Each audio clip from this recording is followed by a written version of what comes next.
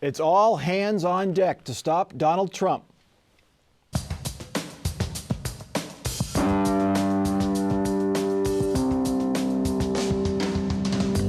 From the Battelle Studio at WOSU at COSI, this is Columbus on the Record. Joining Mike Thompson this week, Julie Carr-Smythe, State House correspondent for the Associated Press, Jim Siegel, State House reporter for the Columbus Dispatch, Derek Clay, Democratic strategist, and Bob Clegg, Republican strategist. It looks like the only way John Kasich can win the GOP nomination is if his party falls into chaos. After only capturing 19 of nearly 600 possible delegates on Super Tuesday, Kasich now takes on the role of spoiler. He needs to win Ohio and hope that Donald Trump fails to win a majority of delegates before the convention. That would possibly prompt delegates to choose another candidate. With that scenario looming, it was everyone against Trump at last night's debate. Kasich again stayed above the fray, like in this discussion about facing Hillary Clinton. A national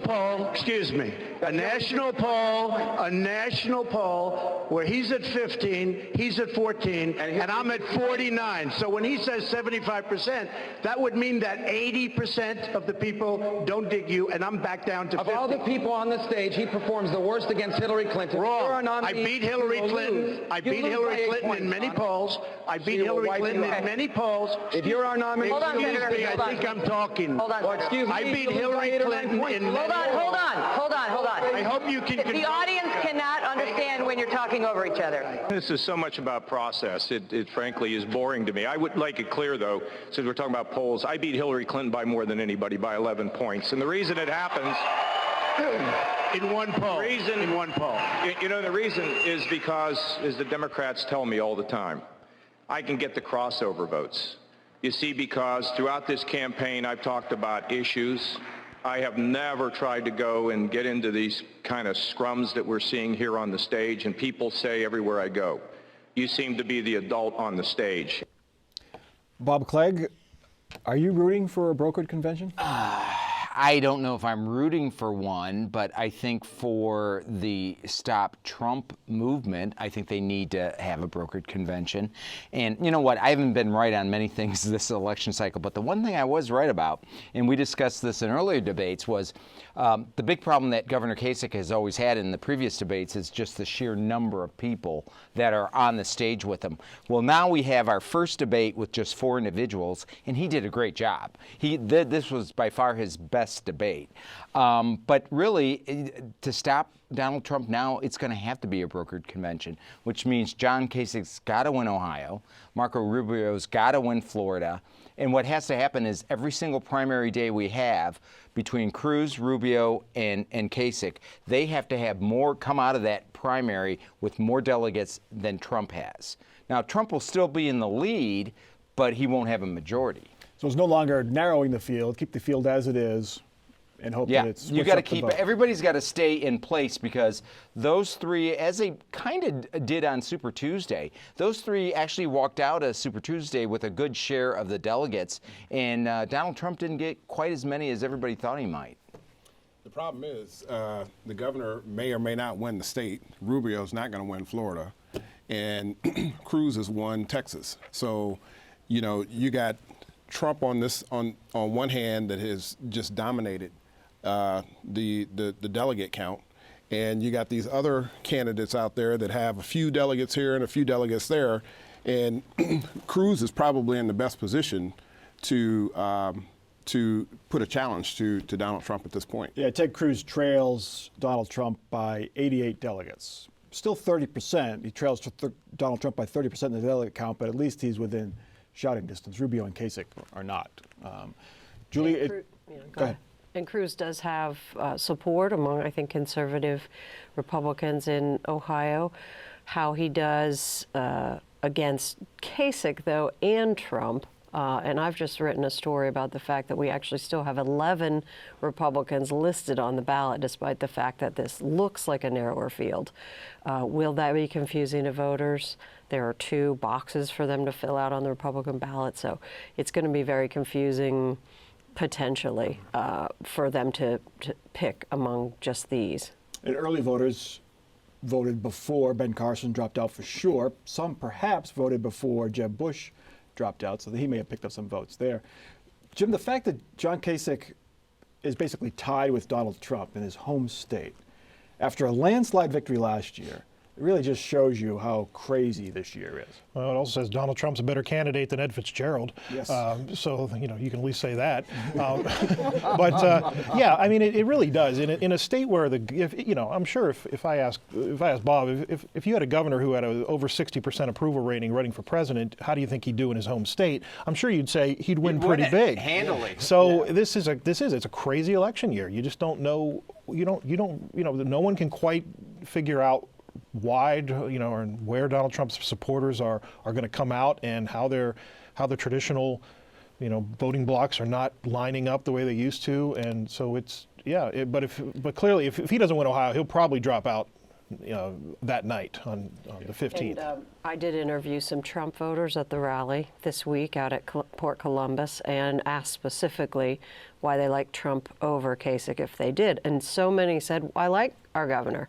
I think he'd make a great vice president. We like the energy of Trump. We think that maybe Kasich should run next time, which, And that begs another question. I mean, personally, I don't think that the governor is going to be the nominee.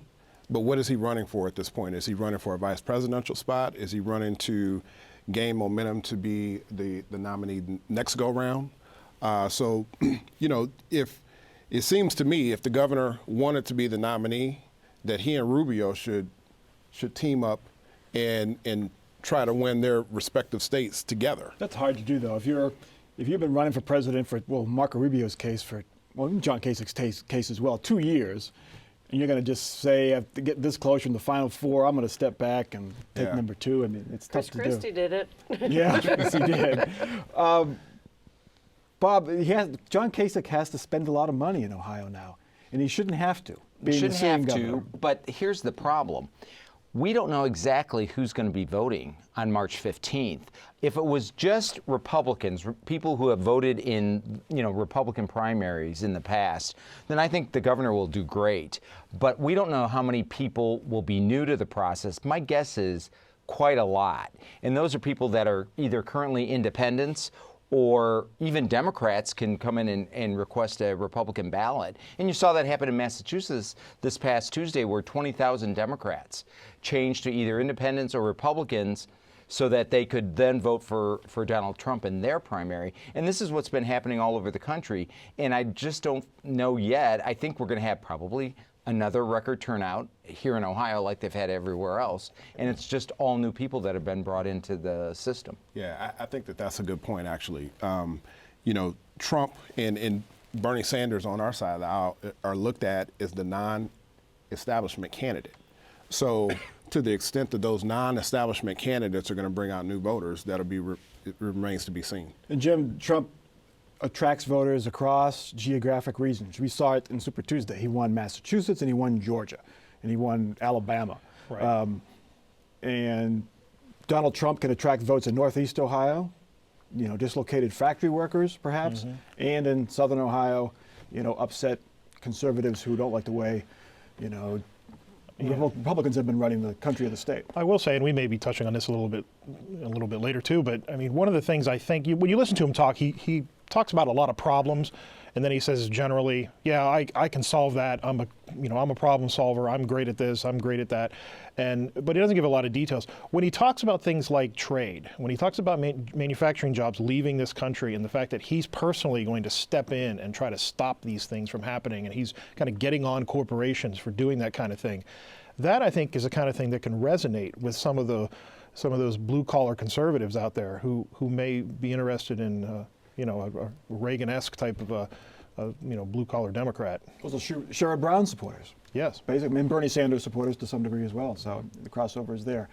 If the frontrunners win the nominations, both Hillary Clinton and Donald Trump would, of course, key on Ohio.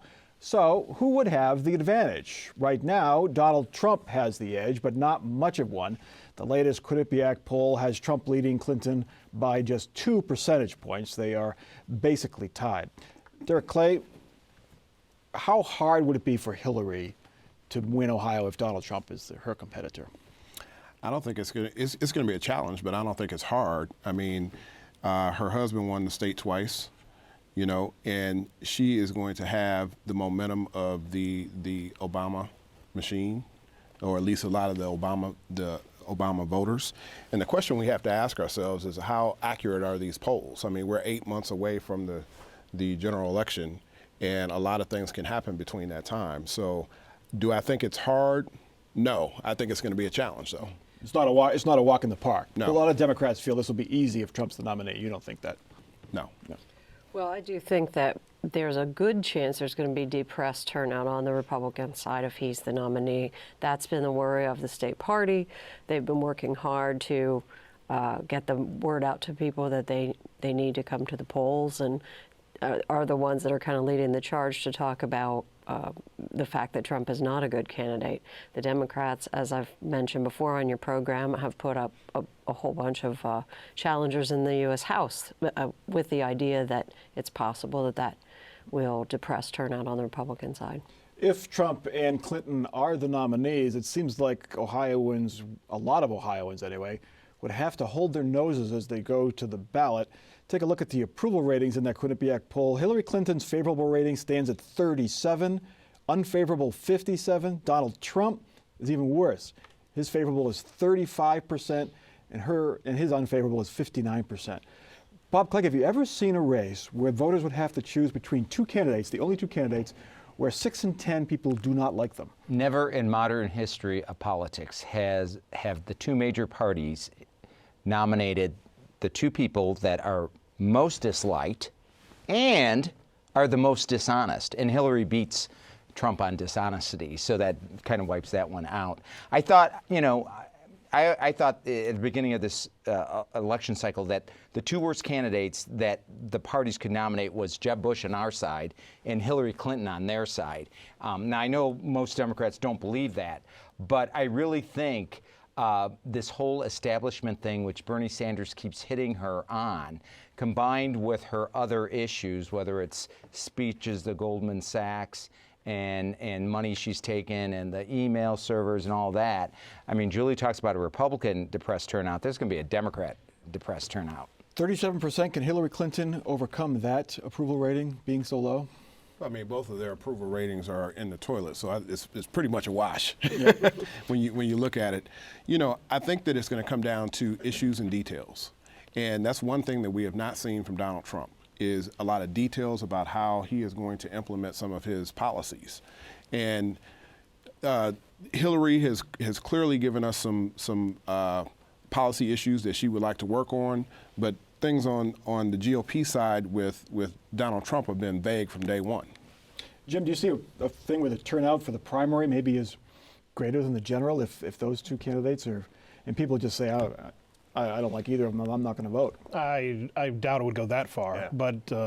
But yeah, I mean, I expect a big turnout at the primary, like Bob said, and it will be interesting. The interesting thing is both of these candidates are very well known. If it really does come down to Trump versus Hillary, they both have been in the public eye forever. Trump has gotten so much attention in the free media since he started running that there's hardly anything right now that he can say that you're almost surprised about anymore, even when he says the things he says in the last debate. But so it's a matter of who can find the upside, who can convince the voters, no, everything the negatives you've been hearing about me, no, there really is a positive to go with that, and which one of them can kind of drive up their favorables in time in a lot of these swing states. How about the opposite side? Will hatred or dislike for the other side's candidate drive turnout? Does that happen? I think that's going to be probably the most the thing that'll drive people the most. And I think this probably, because of those numbers you just put up, we're going to have the most negative campaign we've ever had in the United States. I mean, but it's going to be worse because you do have somebody at 35 and 37% approvals, and they can't. And like Jim just said, they're both so well known, they aren't going to change that all that much. So what they got to do is try to drive their opponents' negatives even higher. And both of these candidates are very vulnerable when it comes to opposition research and the negatives. I mean, Bob mentioned a few about Hillary already, and Trump. Well, there's a litany of things that are going to come out about his past. A number of them have already come out, and they'll just get more attention as this goes along. It would seem like we're ripe for a third party. Of all years, we're ripe for a third party, but... Well, Michael Bloomberg is hanging out in the wings there, saying that he may run as an independent. I don't know if his deadline's passed yet, but... He says he doesn't want to run against Hillary. I think if Bernie Sanders was in, then he might. But if any year, this would be the year. If you could find someone who's truly in the middle. Jesse Ventura might run, they said. Yeah, I think the convention is going to be absolutely crazy. You know, we have our issues in the Democratic Party, but our party is far more unified than the GOP at this point. You know, if there is a brokered convention and Donald Trump, by some miracle, is not the nominee, I think you could see a definite separation from the GOP party and have a true Tea Party. All right. Still an underdog, but P.G. Sittenfeld continues to make noise in the Democratic primary for U.S. Senate. This week, Sittenfeld picked up two big newspaper endorsements, the Cleveland Plain Dealer and the Akron Beacon Journal. Both papers said he, not former Governor Ted Strickland, is the best Democrat to run against Rob Portman. Portman made a little bit of news this week by refusing to say whether he would support Trump if he is the Republican nominee for president. P.G. Sittenfeld, I mean, the Cleveland Plain Dealer endorsements is a big deal. I mean, it is. Why did they endorse him? Well, I think that there's sort of a sense that that Strickland has refused to debate Sittenfeld, that he hasn't been out there answering some of the questions that they believe should be answered. He didn't show up at the Cleveland Press Club on invitation to that, and sort of a sense that he's picking and choosing what he's doing. He's assuming he's going to win, and that Sittenfeld's out there doing the old-fashioned kind of grassroots. In addition to that, he's picked this really interesting issue for a Democratic primary, which is gun safety. He sees Strickland and Portman as being vulnerable on that because they're both A+ rated with the NRA. Strickland is working on moderating on that issue, and the president this week, who endorsed Strickland in the race, said through his press secretary, well, this is the kind of thing we want. We want people to be willing to change their mind so that we can get gun laws, gun legislation through the U.S. Senate. Do these endorsements make a difference, Jim? Will they sway? I mean, Strickland is still a heavy favorite in this race, you'd have to say. Yeah, I mean, it is.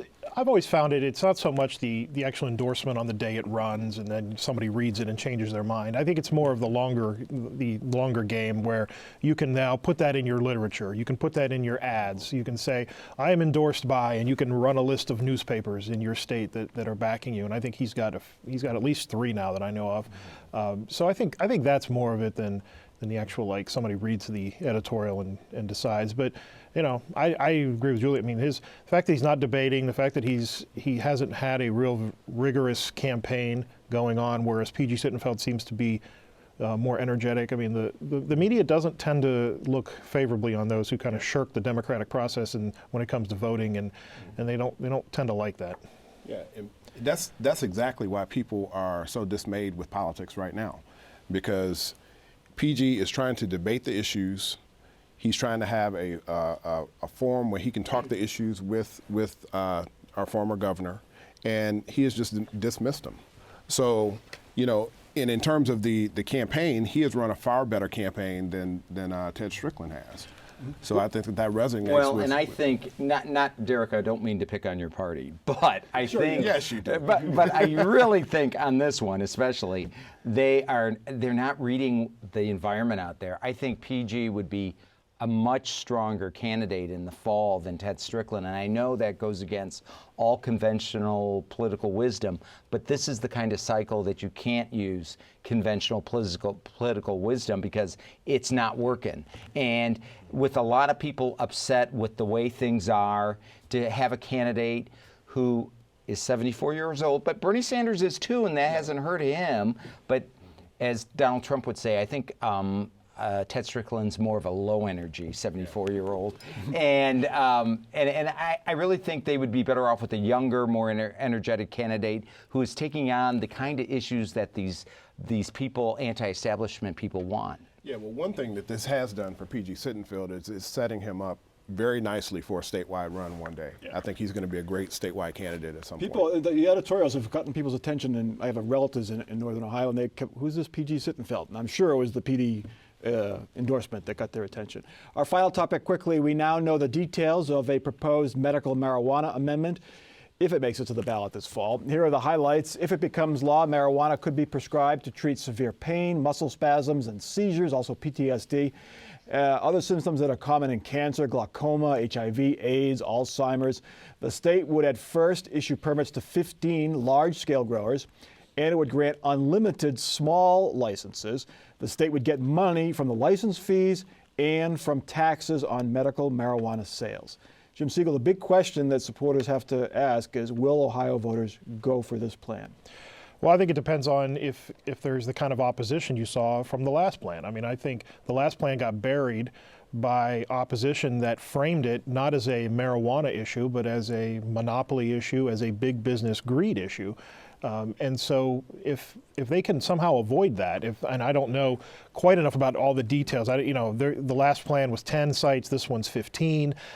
There may be enough wiggle room there where the folks who were so strongly against the prior issue don't come out as strongly against this one. The polls clearly show that the people of Ohio like the idea of medical marijuana, but I know that there's folks out there who are really concerned that, particularly the Republican leadership, that we do not want a state where we are just handing out marijuana for every little illness you may come up with, and we become California or other places, and they really want it restricted. These are not predetermined sites. These are not predetermined investors, Julie. So it does help with at least writing business into the Constitution. Right. I think that's key because they were able to use this issue last year to tie it back to the casino monopoly that was placed in our Constitution. People didn't like that. Yeah. And now, of course, they can't do it because we also passed Issue 2 last year, which prohibited monopolies from the Constitution. Real quick, Bob, do you think voters would go for allowing people to have 150 marijuana joints if they have a medical permission? Yes, I think that in all the polling that I've seen, medical is by far, like Jim said, is so popular. It's just a question. I know business community has some concerns that they're going to have to address. Okay, let's get to our final off-the-record parting shots. And Bob, we'll start with you. Well, and we talk about the presidential race regarding the primary, but there's a whole lot of other primary races out there, especially in the General Assembly, the State Senate, the State House, and in a lot of county offices, as we're seeing here in Franklin County. So there's a lot of other things besides that presidential ballot on there. Driving turnout. Derek. We got a tight race here in Franklin County for county commissioner, as well as some other races, as Bob mentioned. But I predict that Kevin Boyce is going to knock off Paula Brooks. Okay. Jim. I say we just avoid the debate and the next Republican debate, everyone comes out. They just each one is asked to palm the basketball.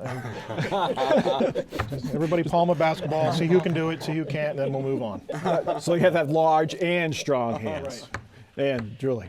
I might be misreading the year, but I really do feel, as Bob suggested, that P.G. Sittenfeld could win the primary and the general. Wow, you could beat Ted Strickland.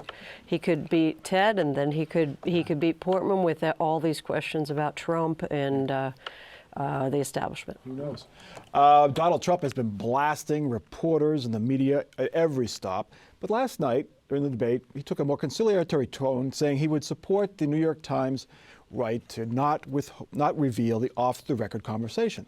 So Donald Trump loves the media only when we will not report what he says. That is Columbus on the Record for this week. Check us out online, Facebook, Twitter, WOSU.org.